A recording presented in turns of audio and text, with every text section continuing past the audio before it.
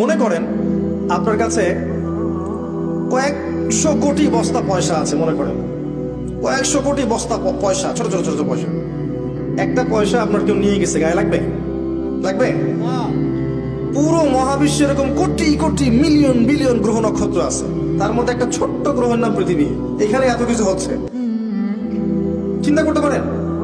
পুরো মহাবিশ্বে কোটি কোটি কোটি কোটি গ্রহ আছে, গ্যালাক্সিস আছে, সৌরজগৎ আছে। একটা সৌরজগৎ না, কোটি কোটি সৌরজগৎ আছে। এক একটা সৌরজগতে এরকম শত শত গ্রহ ঘুরছে।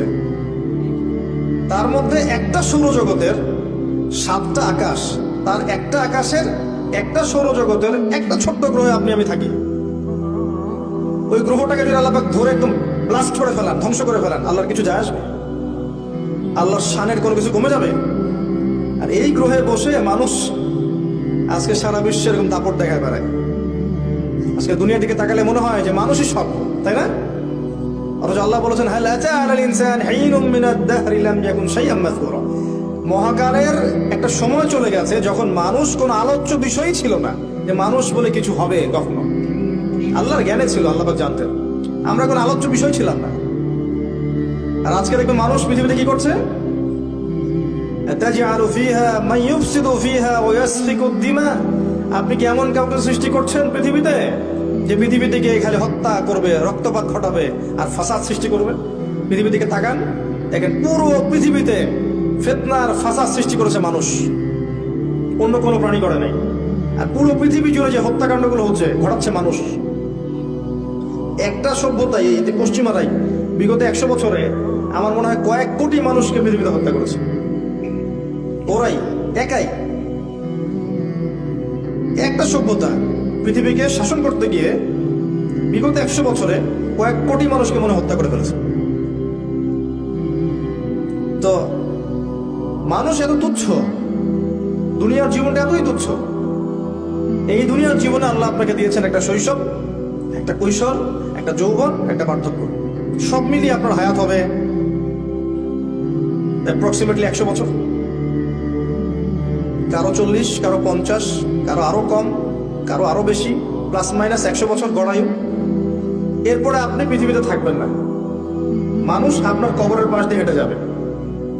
বাস্তবতা বোঝেন, বাস্তবতাকে স্বীকার করতে শেখেন যে আমরা এখানে যারা বসে আছি আমরা কেউ থাকবো না। আমরা এখানে যারা বসে আছি আজকের মাহফিলে, হয়তো আগামী বছর আমরা থাকবো না, হতে পারে না? বা আমাদের মধ্যে অনেকেই থাকবে না, হতে পারে না? এই নির্মম সত্যটাকে মেনে নিতে হবে। এই নির্মম সত্যটা আগে মানতে শিখতে হবে যে আল্লাহ আমাকে চিরস্থায়ী জীবন দেননি পৃথিবীতে।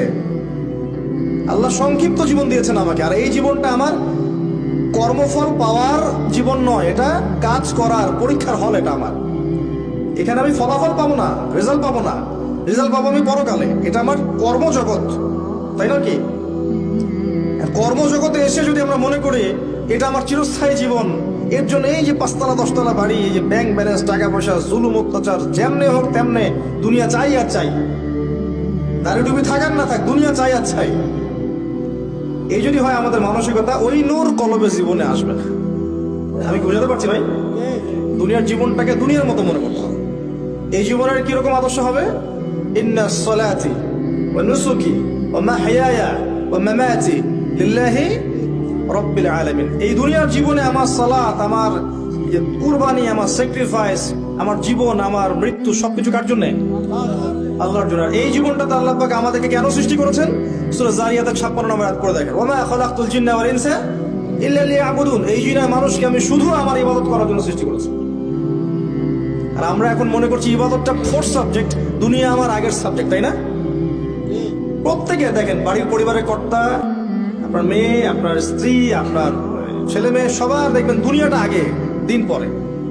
আর যারা দিনদার, আমরা দিনদার মনে করি নিজেদেরকে, তাদেরকেও দেখবেন দিনের যে অংশটা মুখরোচক বা আমল করলে কোনো সমস্যা নাই, কেউ কিছু বলবে না, ভালো মন্দ বলবে না, সুন্দর আমল করতে থাকবে।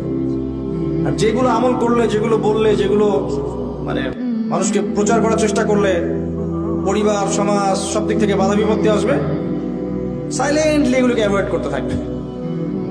দেখবেন নামাজ 5 ওয়াক্ত পড়ছে, মাশাআল্লাহ, ইবাদতের জীবনে পাক্কা মুসল্লি, আবার দেখবেন অর্থনৈতিক জীবনে পাক্কা সুদখোর। দেখবেন সদকা করছে, দান সদকা করছে, ফরজ জাকাতই দিবে না। দেখবেন মাশাআল্লাহ বাপ তাহাজ্জুদ গুজার, মেয়েকে দেখবেন মাশাআল্লাহ জিন্স আর গেঞ্জি পরে ঘুরছে। দেখবেন বাপ হাজি মানুষ, অনেক সময় দেখা যায় বাবা আলেম আর ছেলে দেখা যায় যে দাড়ি শেভ করে ঘুরে বেড়াচ্ছে সামনে। তো আমরা কি করছি জানেন, যেগুলো আমাদের ভালো লাগে, সহজ মনে হয়, সেগুলো করতে খুব পটু। যেগুলো একটু কঠিন লাগে, যেগুলো করলে একটু বাধা বিপত্তি আসে, 10টা কথা শুনতে হয়, একটু গালমন্দ শুনতে হয়, ওগুলো করতে চাই না। আল্লাহ এদের জন্য একটা সুসংবাদ দিয়েছেন, শোনেন। সূরা বাকারা আয়াত নাম্বার 85-86 আল্লাহ বলেন, আফাতুমিনুনা বিবা'দিল কিতাব ওয়া তাকফুরুনা বিবা'দ। হে মানুষ, তোমরা কি আল্লাহর কিতাবের কিছু অংশকে মানো আর কিছু অংশকে মানো না? ফামা জাযাউ মান ইয়াফআলু যালিক ইল্লা খিজয়ুন ফিল হায়াতিদ দুনিয়া। যারা এমন আকীদা রাখবে, এমন আমল করবে যে কোরআন এবং হাদিসের কিছু অংশ মানে, কিছু অংশ মানে না, ওদের প্রতিদান হচ্ছে এই দুনিয়াতে আমি ওদেরকে লাঞ্ছিত করে দিব। এই দুনিয়াতে আমি ওদেরকে লাঞ্ছিত করে দিব। এটা একটা কারণ, ইসলামের শত্রুদের দ্বারা মুসলিমরা লাঞ্ছিত হওয়ার এটা একটা কারণ। মুসলিমরা কিছু অংশ মানে, এখন কিছু অংশ মানে না। ওরা উন্নতি করে নাই, আমরা অধঃপতনের তলে গিয়েছি। আমাদের কাছে সব আছে, জনসংখ্যা আছে, দেশ আছে, প্রাকৃতিক সম্পদ আছে, সামরিক বাহিনী আছে, অস্ত্রশস্ত্র আছে, প্রতিটা জিনিস আমাদের কাছে আছে মুসলিমদের মধ্যে। সমস্ত মুসলিম কান্ট্রিগুলোর দিকে তাকিয়ে দেখেন, সব দিয়ে ভর্তি আমাদের দেশ এবং আমাদের মুসলিম কান্ট্রিগুলো। তারপরেও দেখবেন ওরা আমাদেরকে উঠতে বলে উঠছি, বসতে বলে বসে। এটা আমাদের ধর্মীয় নৈতিকতার অধঃপতনের ফল।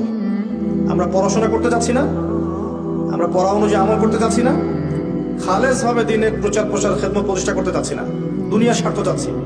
আমরা পারিবারিক আদর্শ করতে পারছি না, যুব সমাজকে সঠিক পথে আনতে পারছি না, আমরা আমাদের মেয়েদেরকে পর্দা আনতে পারছি না, আমরা বেসিক কাজগুলো করতে পারছি না, 5 ওয়াক্ত সালাত পড়তে পারছি না, যাকাত দিচ্ছি না, রমজানের সম রাখছি না, আমরা দান সদকা করতে চাই না, এতিমের ভরণ পোষণ নিতে চাই না, বিধবার খোঁজ নিতে চাই না, অসহায় নারীদের পাশে দাঁড়াতে পারি না।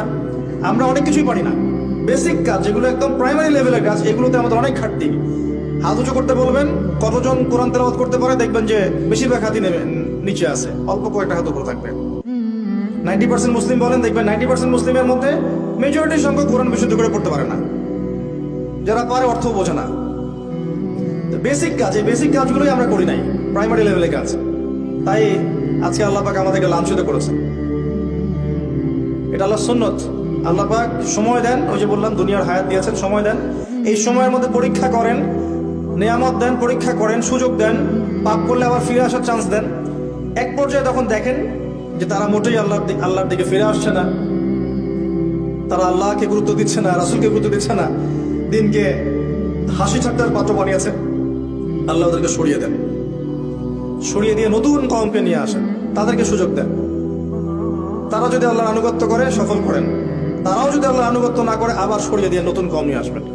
এটা আল্লাহর সুন্নাত।